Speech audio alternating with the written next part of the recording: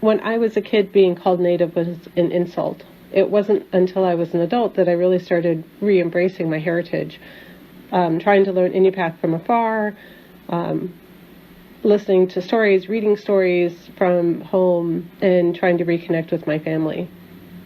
When I moved back to Anchorage in 2015, Holly Nordlund had just started doing traditional poke tattooing.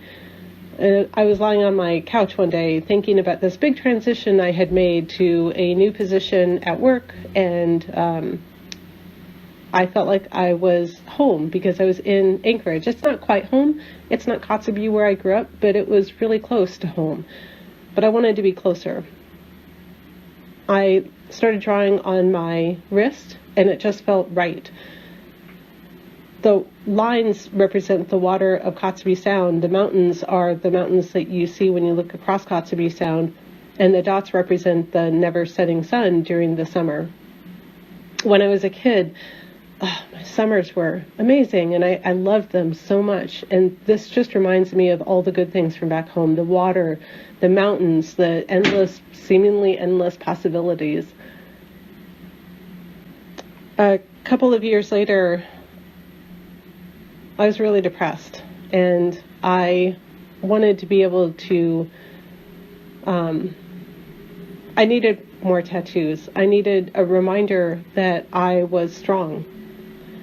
I felt like I had lost a strong part of me somehow while I was in Anchorage, and I needed to regain it. The Ys, historically, traditionally, have represented protection. But what's really fun to me is that as a microbiologist and an immunologist, they also represent antibodies, which literally protect our body against pathogens. So they had double meaning of protection for me. The small lines had meaning for myself that I'm not going to talk about here. The finger tattoos are for Anna Sedna. She was banished from her home, and when she tried to climb back into a canoe where her dad was sitting, he chopped off her fingers so that she couldn't get back in. She could have fallen in despair to the bottom of the ocean and never done anything after that, but instead she became a goddess, and her fingers became the animals of the water.